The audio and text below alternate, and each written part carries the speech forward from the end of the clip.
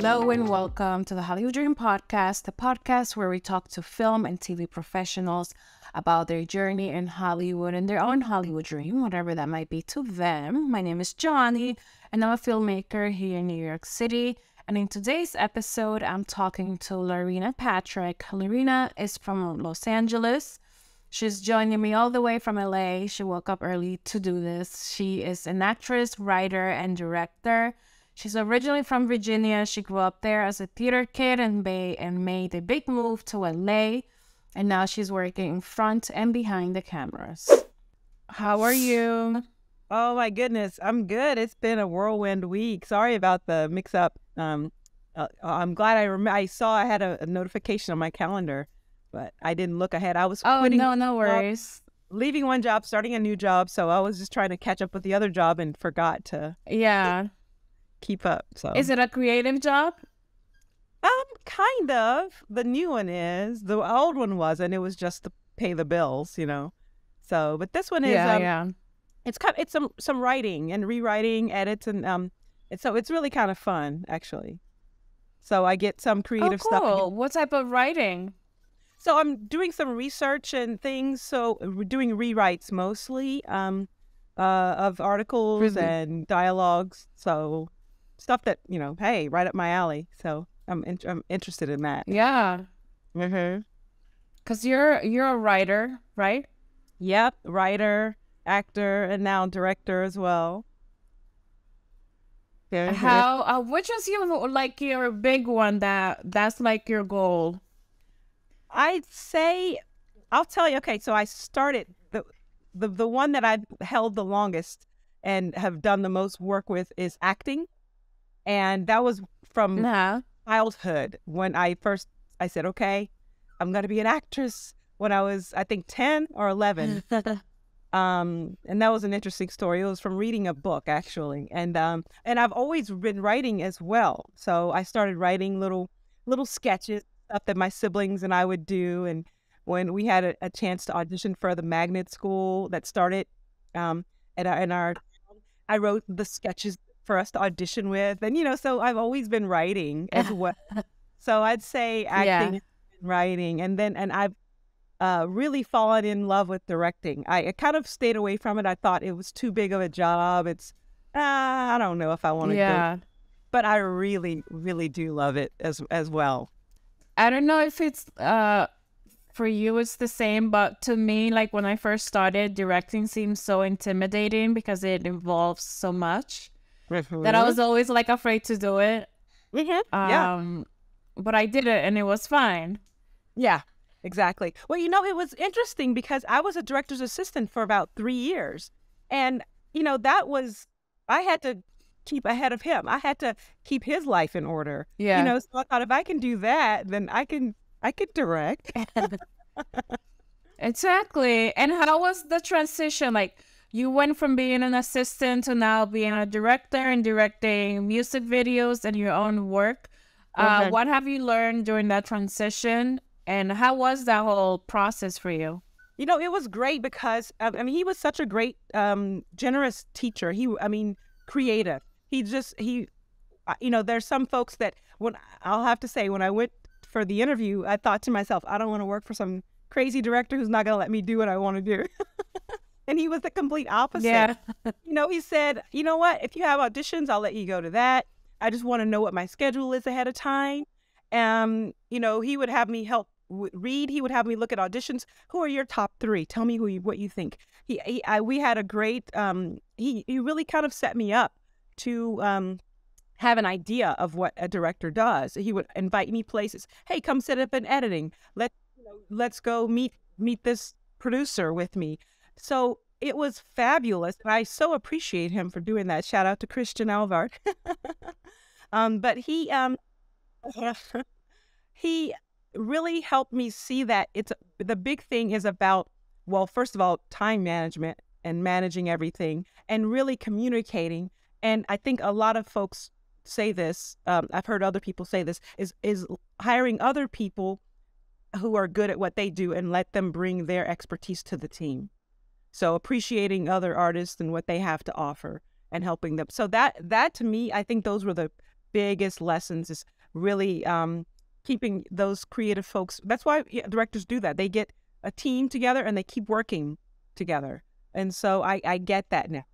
Same composer on several different projects, and let those folks do their bring what they're going to bring, explain what your vision is, communicate that, and let other folks come and meet you with what they have to offer to that vision. So that to me is summed up, the job summed up. And what are you working on now? Like, I know you directed a music video. We briefly spoke about it last time, but do you want to share again about the music video and how that came to be? Yes, that was a really great, also another little collaboration, and there's an update also regarding that. It was cool. Just made it as a. Shall I tell the update now, or say that again? Should I share the update now, or should I? Yeah, of course. So I entered it into several different festivals for music videos, and it was accepted as a finalist in the International Sound and Music Festival in Prague. Oh, so, congratulations! Thanks. So I just got that word about a couple weeks ago. So yay! That's exciting. Yes. And so wait to hear from others. Oh, so are you planning on going to if once it wins? Because we'll when it wins, Prague is probably off the table for now. But it's entered in some other ones that are closer to home, and we'll see what happens if they're stateside and something I can manage depending. That would be great. It would be great. Yeah. Oh yeah, I was gonna tell you how that happened. So I was working on another project for a directing class I was taking. Actually, I guess this was almost 2 years ago now. And I met a woman who off of Facebook. We had been in the same group. We had never met in person actually. And I was looking for some actors, and she was the first person to respond. And I just liked her energy, and I said, all right, let's meet. I'll share the project with you. Let's see. She was great. We immediately just had a nice rapport. So we started sharing back and forth, just talking. She's so creative. She's just done so many different things. And another avenue that I'd say it's definitely more of a hobby.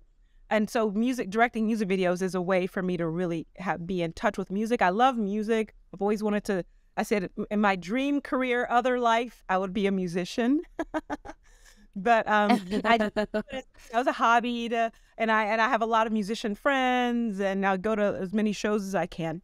But I said I really would, I'd love to just start getting into doing some music videos, directing them. That would be great in addition to other things.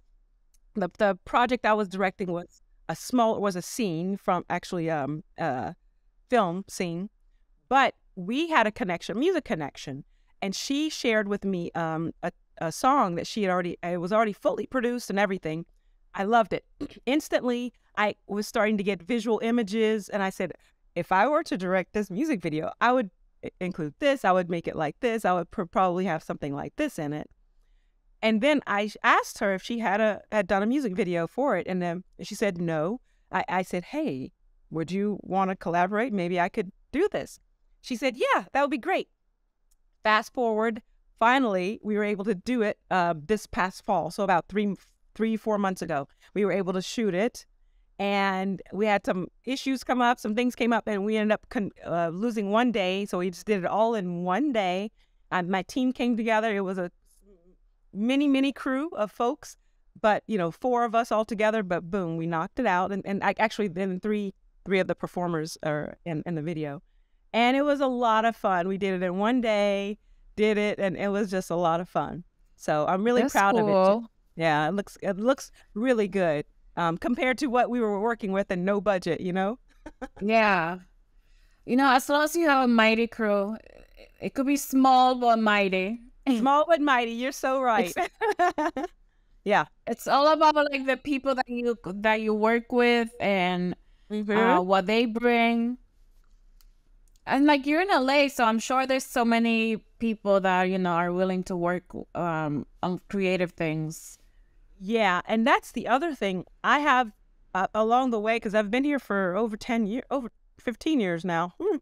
But I have just a crew of friends who are just, you know, we're piecing it together and working here and acting and auditioning and doing things as on our creative side as much as possible in between the other jobs.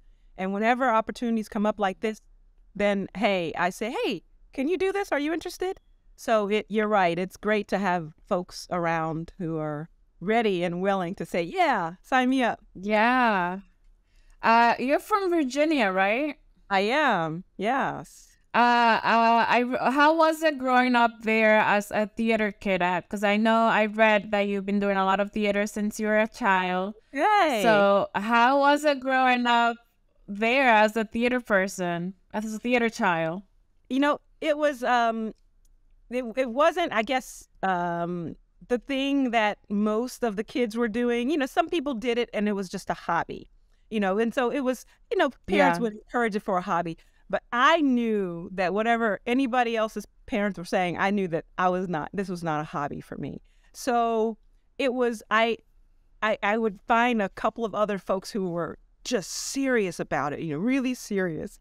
And they helped me to figure out a path and a way to really pursue it, because I was kind of on the fence trying to think of a sensible career, you know, what can I do to go to college and university. And one girl, she was a year older than me. We did a play together, and she was going off, I was junior or sophomore in high school, I can't remember, and she was a senior. And so she told me that she was going to go. She had auditioning for several theater school programs, and one had a BFA. It was a school in Virginia, so I could stay in state and pay in-state tuition, which was important. Yeah. And actually get a BFA, which was a more focused conservatory style program. So that was great, because I was able to find folks like that to help me figure out if this was the path for me. So it was really fun. It was great. I had some opportunities to do some local stuff, and you know, I was kind of go see this play, and you know, kind of a little bit of a not a star, but you know, the one who did the play. Small town celebrity. Small town celebrity, yeah. Yeah.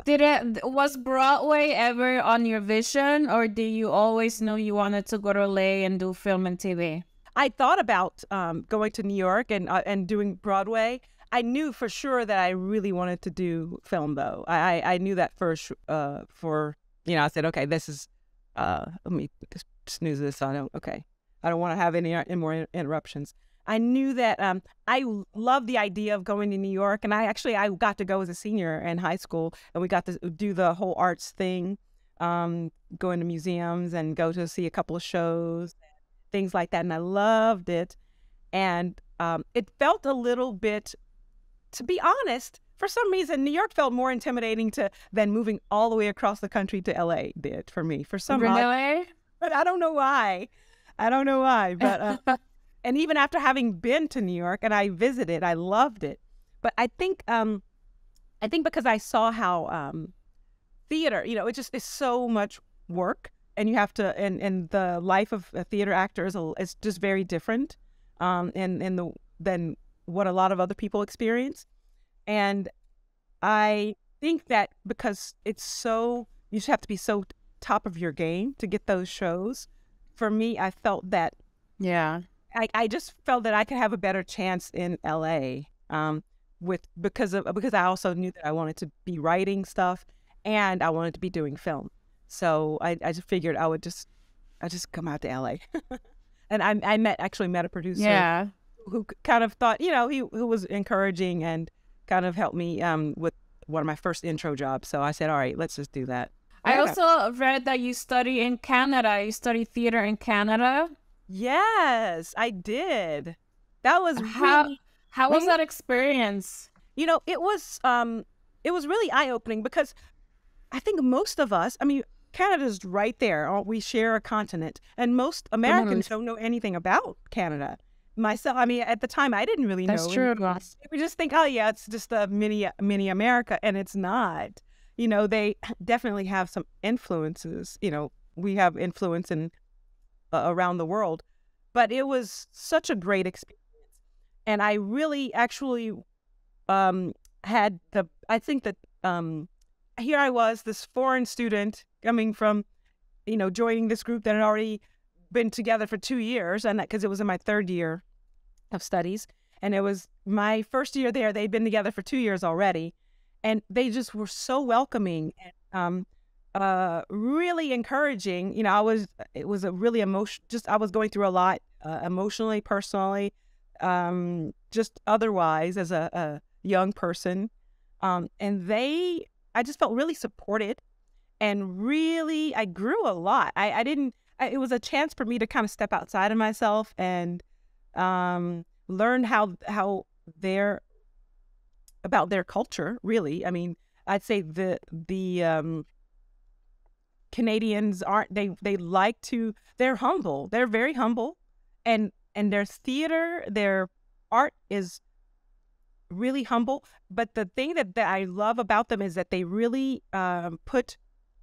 encourage Canadian artists. They have a few more mechanisms in place to help Canadian artists thrive and at least produce work. So that was really something that has always stayed in the back of my mind and has really been a part of what I want to do as a fellow artist, is help support other people and however that I can, and know that this is something this is important. It's important enough that the government is supporting it, that we should all support it. And so we should help each other. And I got that. I received that from them, my fellow classmates. Yeah, during the pandemic, I met this guy. I was taking an improv class, and one of the guys from my improv class moved to Canada, and he was messaging us from Canada, and he was sharing how the government was paying the artists money just to help them, to support them throughout the pandemic. I think it was like $4,000 a month, and I was like, what?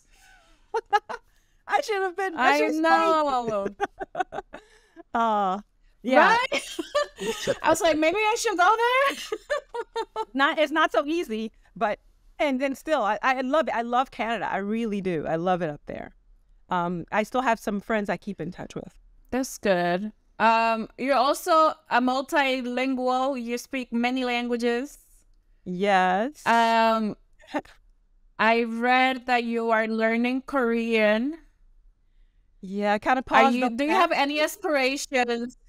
Do you have any aspirations to work in film or TV in other countries, maybe Korea or Paris or France? Yes. So I this is one thing, and it's funny you're mentioning this because I was thinking about this within the past 24 hours. I said, wow, if I had to do it all over again, one opportunity that I missed, that I didn't follow through with, was going to Korea and teach English. I traveled there. I was able to go there, and I was a student. I was there, and my great host and one of the hosts who was at this university where we stayed said, when you finish your degree, come back here. I'll give you a job. You can teach English. And I had an opportunity to go to Korea, and I said, wow, that would have been fabulous to maybe live there and teach English and work. I don't know a lot about the Korean and film industry, but for sure I would love to. When I was living in Berlin, I got to live in Berlin as a director when I was assisting Christian, the director. I was looking into how I could work as an actor there. And I actually still am part of it's kind of an agency that hires foreign actors for a few European countries because they want people who speak their native language. And so I would love to work in France. Je parle français. It's like, come on, hire me, and German. Yeah, wherever. And Spanish. I'm working on my Spanish. In fact, I'm writing something where the character speaks Spanish as well, has learned it and speaks it as a second language. So that I said, I'm writing things so that if I have an opportunity to play these characters, then I will have an opportunity to learn and improve upon these skills, so fully immerse myself in these worlds and be able to do these things. And speaking of your writing, I think last time you met, no, I read it when we were emailing, that you're writing a feature film. Mm-hmm. Right? Yeah. Can you share your writing process and like what is the film about? Well, I'm one of those folks that I need deadlines. It's helpful for me to really push through and get things done. Otherwise, I just living life and doing this and doing that. But I do, so I tend to be in class as often as I can, or with a group of other folks that I hold me accountable to my writing goals. So right now I am with a small group of writers. We met in a class last year and we just clicked. It's amazing. A few of us just kind of went off and started our own little writers group. So we meet once a week and rotate who has something to share.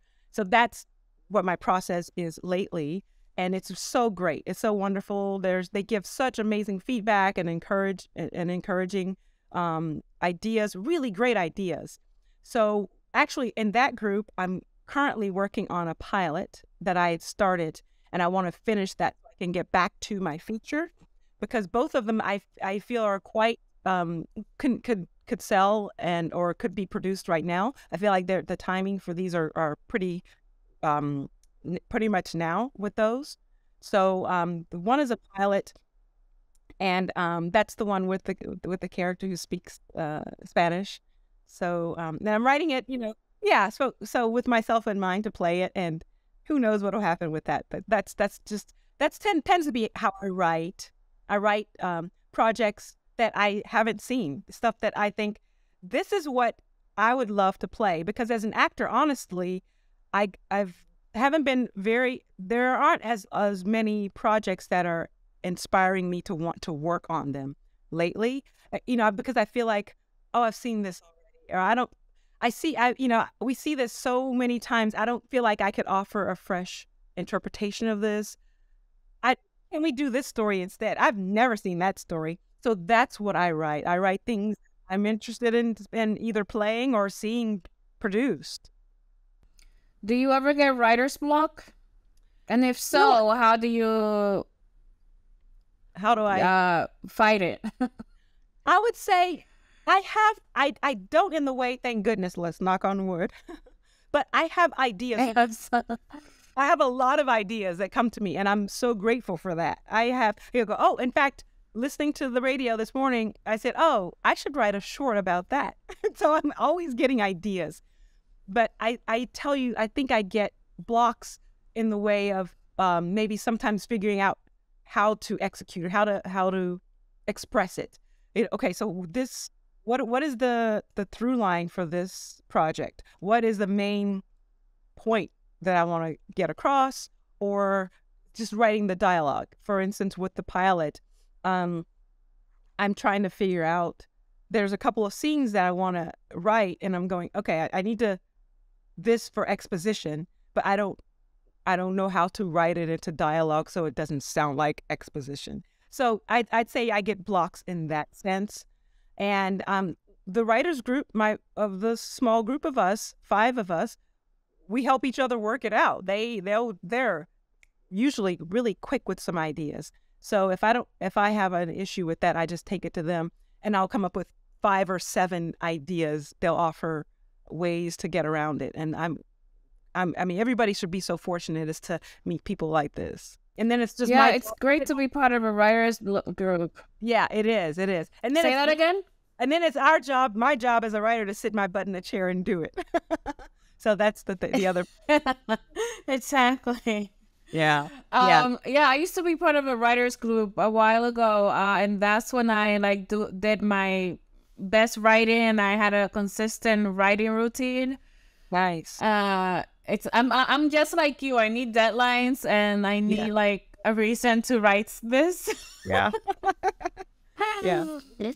I've been fighting my own, I guess, writer's block because I've been writing the script and I have to rewrite it, and I just haven't had the motivation to sit down and rewrite it. So Oh, is it a feature? yeah. Oh, nice. So I've been doing this rapid fire question with everyone. Will you be up for it? It's a 2-minute round, and the number to beat is 18, and all the questions are about you, so you're not gonna get anything wrong. Oh, okay. Sure, let's do it. All right, hold on. Let me find my pen. I'm gonna start the clock. Okay. What's your dream car? Dream car is a VW Bug electric. Guilty pleasure. Guilty pleasure. Eating chocolate chip cookies and tea. Drinking tea. How many Kardashians are there? I have no idea. 7? I don't know. It's 4, but I'll give it to you. Okay. Favorite holiday. Probably Christmas. Comedy or drama? Ooh. Comedy. Dramedy. Rain or snow? Snow. Favorite season of the year? Spring. Coffee or tea? Oh, that's tough. Coffee. Favorite reality TV show? Oh my goodness, I don't watch any. The biggest. What one when they get dropped in the woods. I thought about being on that, but I can't. Survivor? Survivor, yes. Yeah. Favorite song? Oh my gosh. Oh, that's a tough one. It just popped in my head. Another one, bites the dust. There you go. Not really. Okay, if you were an Olympic athlete, what would be your sport? Oh, probably. Do they have a women's softball? Softball? I played that softball. I don't know. I don't think so. Yeah, Oh, I think they do have softball. okay. Or volleyball. They're the only two Okay, sports. let me see. You got. Not that many, huh? I know. You got 11. 11. You didn't okay. win, but Okay. you got 11. Yeah. Okay. I know. Like, oh. And I'm sorry about the sirens. This is New York City. Can you hear them? Yes, I do. I was thinking. Hopefully, we wouldn't hear any from my end. No, New York, and I live on the 7th floor. I don't know how still, and I have like the blocking noise on the window, the shades. Wow, and still, that's New incredible. York City. Anyways, I know. So my last question to you is, if you could go back in time and talk to your younger self, your 11-year-old self, as she decides to be an actress, what advice will you give her? Wow, I think I would say to really just remember to listen to yourself, listen to your instincts, because you are right. You're right. You know yourself better than anyone else. So always remember that, whatever you do. So I think that's what I would say. I mean, good. Yeah, it's a lot. That's good advice. Thank you. Thanks. There's a lot of doubt, self-doubt, when you don't get, as a performer, as an actor, if you don't get part, you wonder what you did wrong. You wonder if you did all these things. So just know, and having worked on the other side, I see that that's not the case in a lot of instances.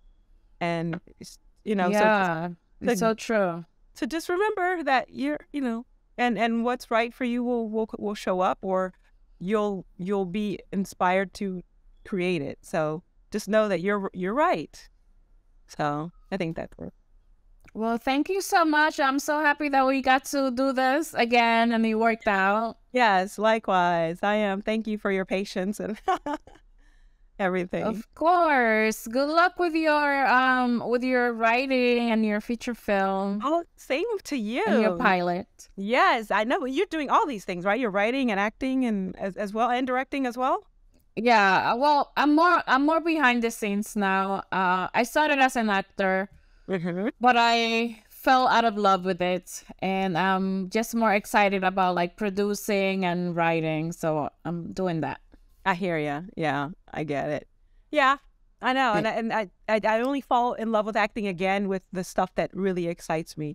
And honestly, that's some of the stuff that I'm writing, and some of my colleagues or friends are writing. So yeah, I'm happy doing the other side as well. I hear you on that.